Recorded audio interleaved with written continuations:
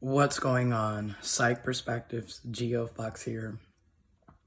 And I was on Twitter and I saw a tweet, a thread of tweets that was rather sad, and I had to make this video. Pit stop dating. And that's what I'm calling it, pit stop dating. Look at it like, in many cases, depending on who you're dealing with, dating is like going to a NASCAR race, right? You know, the car's racing, they gotta make a stop for some oil or gas, or something happened to the tire. There's some maintenance that needs to be taken care of, and they're racing on NASCAR. They're going around very fast, whipping and turning and hitting them corners, and then they have to pull up to the pit stop for maintenance, right? And that's essentially how, in my opinion, dating is, especially, and I'm going to keep saying it, especially if you're dating and your interest, your love interest, your attraction is with cis men. This is how dating is. This is why I'm going to keep saying it. You have to talk to multiple people. Date multiple people. Stop putting all of your eggs in one basket, especially to my women and feminine people, feminine folks. Because it's if you notice, it's always the same population of people getting played, getting hurt, and it's always the same population of people lying and manipulating.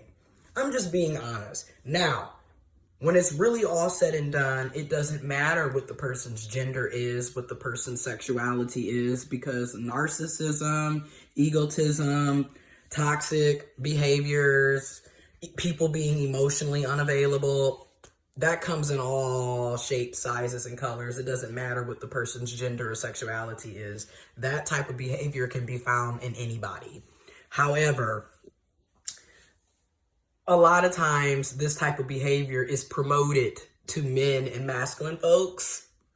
So that's why they're able to continue to do the lying and the manipulating and get away with it. And it's seen as ha ha ha, you shouldn't have caught feelings, blah, blah, blah. When in reality, you shouldn't be manipulating and lying to people in the first place. So let's get into it. Pit stop dating.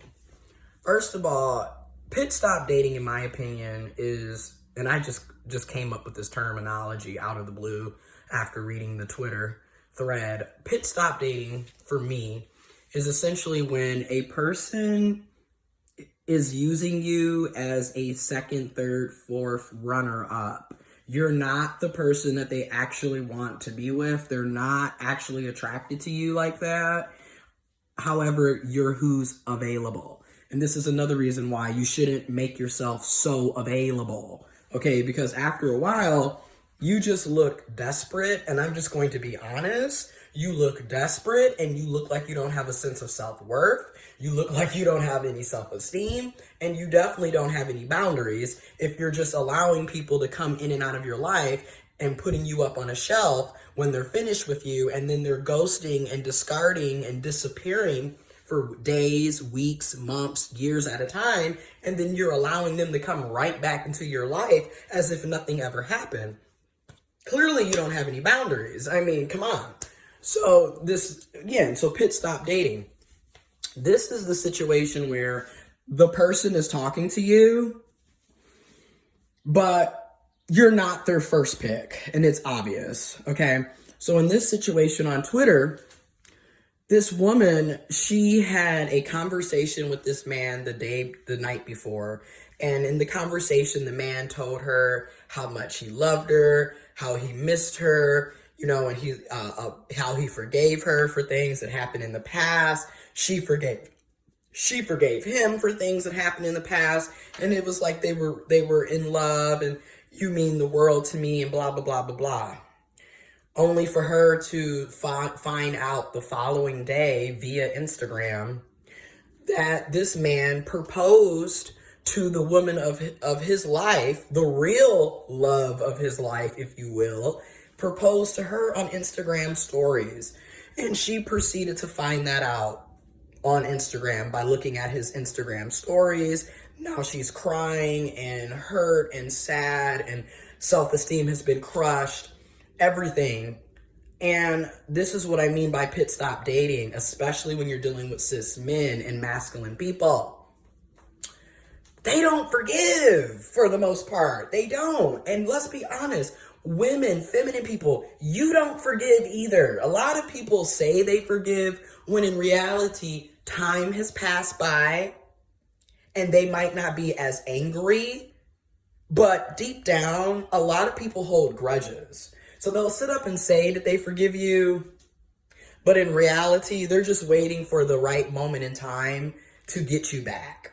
Especially if they're holding a grudge in the first place, which is another sign that this person is not emotionally mature and never forgave you in the first place. Was really just waiting to get back at your ass. I'm just being real. This is why I'm a firm believer. I don't really believe in reconciliation and second chances. Again, Dr. Maya Angelou said it best. When a person shows you who they are the first time, you need to start believing them. You need to stop giving people the benefit of the doubt, because ultimately all you're doing is giving them multiple opportunities to say this to you.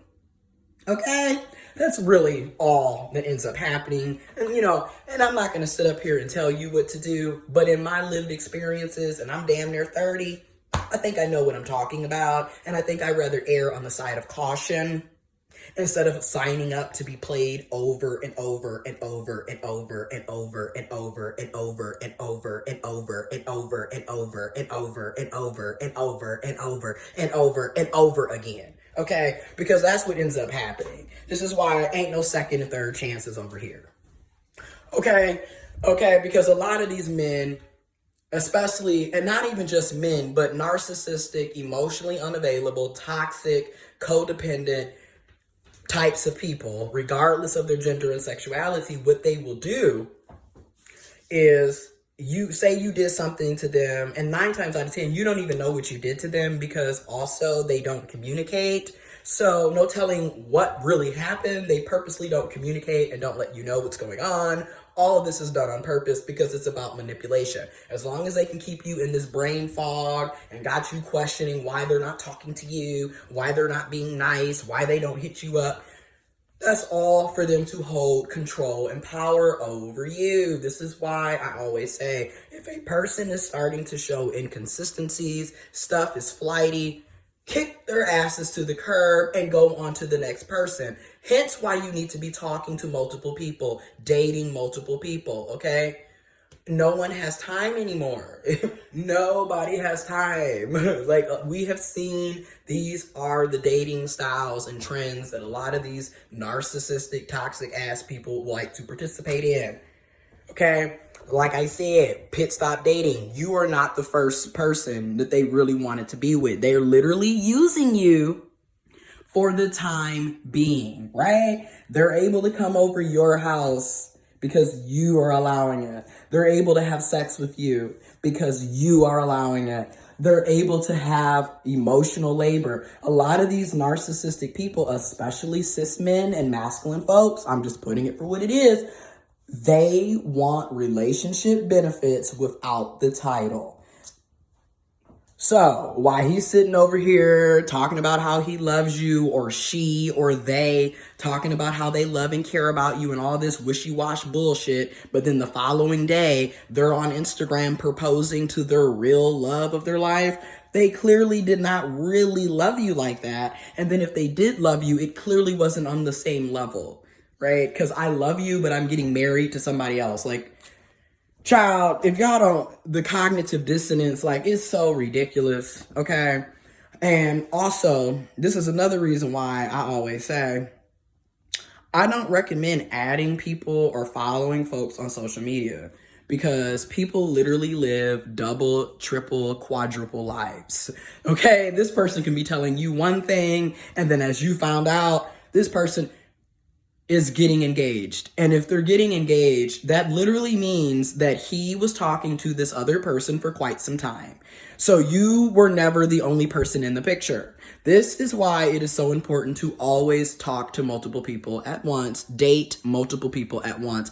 And here's the caveat. Here's the caveat.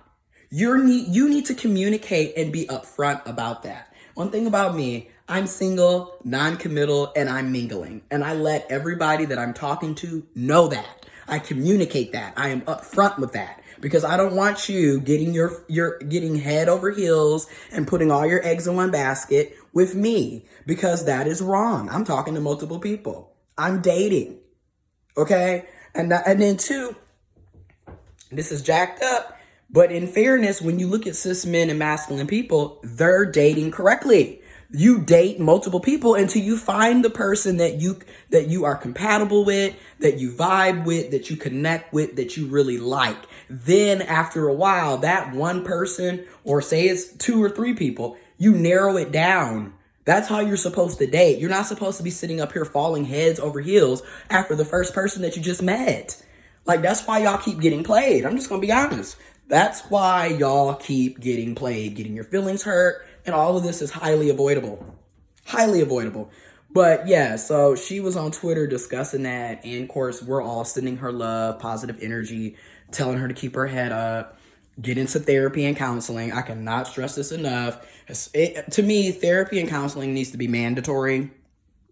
Okay, even if you didn't have a traumatic childhood or traumatic experiences, let's just be proactive. Like, a lot of us need to learn how to be proactive. So, yes, but y'all, when it comes to dating and relationships, it's a lot of pit stop dating. You know, it's a lot of, again, they're having fun with you for the time being, but they're only using you until they can get with the person that they actually want to be with. And that happens often. You know, I can definitely say I was definitely one of those pit stop dates, you know, in the past.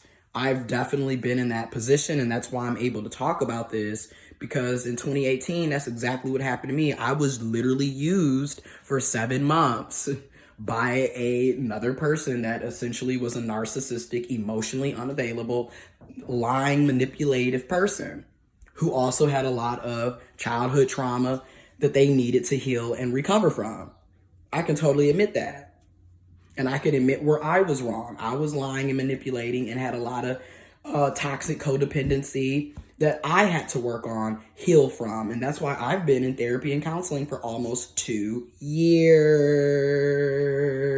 So again, you have to be able to, you have to really start, and I'm going to keep saying this, you have to start being able to spot red flags early on. And then, like I've been saying for basically 2 years at this point, red flags are hell no's. The sooner you can spot them, the sooner you can exit stage left. I'm out.